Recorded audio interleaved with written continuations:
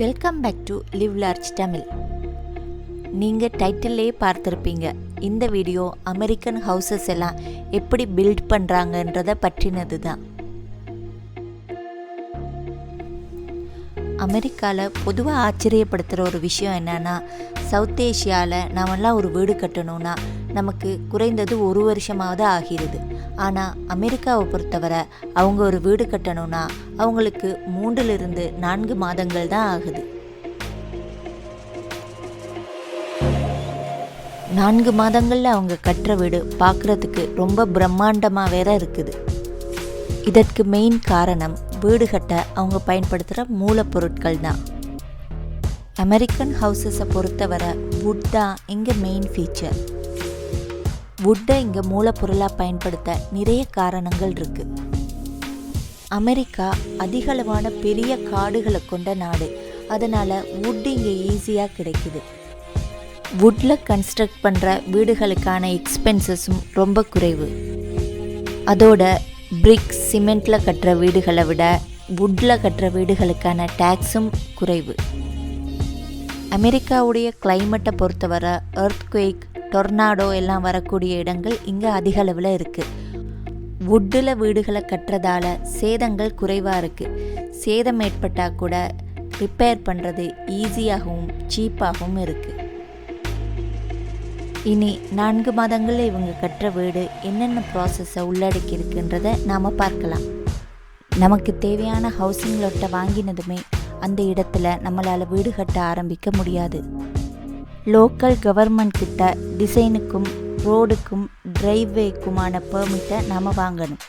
அது மட்டும் இல்லாமல் septic system, home construction, water, plumbing, electric work மாதிரியான எல்லாவற்றுக்குமே பெர்மிட் வாங்கணும்.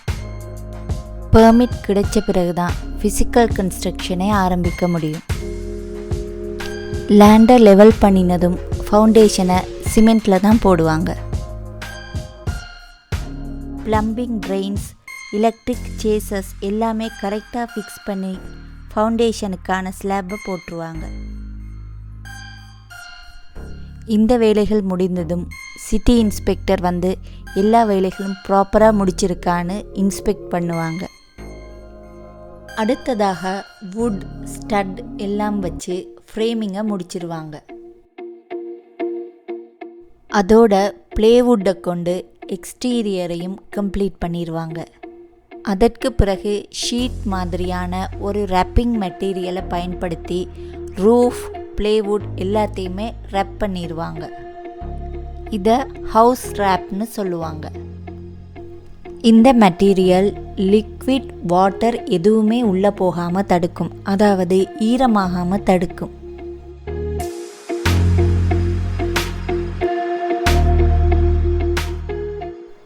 இது வுட்டில் மோல்ட் வராமலும் அழுகி போகாமலும் தடுக்கும்.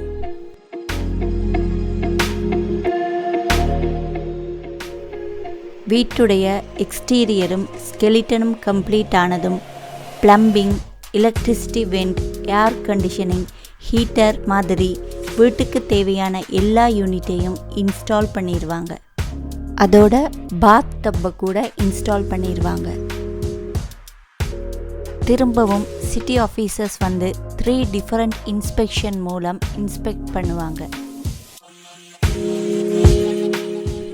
அடுத்ததாக ஸ்டட் ஃப்ரேமுக்கு இடையிலான ஸ்பேஸ் எல்லாத்தையும் இன்சுலேட்டர் வச்சு ஃபில் பண்ணிடுவாங்க. இன்சுலேட்டருடைய பிரதான பணி ஹீட் டிரான்ஸ்ஃபரை தடுக்கிறது. அமெரிக்காவுடைய கிளைமேட் எல்லோருக்கும் தெரியும். சம்மரில் ரொம்ப ஹீட்டாகவும் வின்டரில் கடுமையான குளிராகவும் இருக்கும். அதனால் இன்டோர் ஹீட்டை கம்ஃபர்டபுளாகவும் கன்சிஸ்டண்ட்டாகவும் வைக்க இந்த மெட்டீரியல் வுடன் ஃப்ரேமுக்கு இடையில் இன்ஸ்டால் பண்ணப்படுது. Fibre glass, cellulose foam, mineral wool மாதிரியான பொருட்கள் இன்சுலேஷன் மெட்டீரியலாக பயன்படுத்தப்படுது. அடுத்ததாக இன்டீரியரில் ட்ரைவாலை வச்சு டேப் பண்ணி இன்டீரியர் பெயிண்ட்டை பண்ணிடுவாங்க.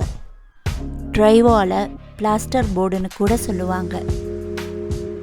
அடுத்ததாக எக்ஸ்டீரியரையும் பெயிண்ட் பண்ணி பிரிக், ஸ்டோன், ஸ்லைடுன்னு தேவையானதை இன்ஸ்டால் பண்ணி கம்ப்ளீட் பண்ணிடுவாங்க. அடுத்ததாக door, window, cabinet, fireplace, வேனிட்டின்னு மிச்சமுள்ள எல்லாவற்றையும் இன்ஸ்டால் பண்ணி ஃபைனல் கோட்டிங் பெயிண்டிங்கையும் முடிச்சிருவாங்க. அடுத்ததாக ஃப்ளோரிங் ஒர்க்கை கம்ப்ளீட் பண்ணுவாங்க. செரமிக் டைல், ஹார்ட்வுட், வைனைல் ஃப்ளோரிங்கை யூஸ் பண்ணுவாங்க. திரும்பவும் சிட்டி இன்ஸ்பெக்டர் வந்து இது குடிபுகுவதற்கு தகுதியான வீடானு கம்ப்ளீட்டாக இன்ஸ்பெக்ட் பண்ணி சர்டிஃபை பண்ணுவார். இந்த வகையில் தான் இங்கே வீடு ப்ராப்பராக ரெடியாகும். 15 வீக்ஸில் இது எல்லாமே முடிஞ்சு கம்ப்ளீட்டாக வீடு ரெடியாகிடும். இந்த வீடியோ உங்களுக்கு பிடிச்சிருக்கும்னு நினைக்கிறேன். இன்னொரு வீடியோவுடன் மீண்டும் சந்திக்கலாம்.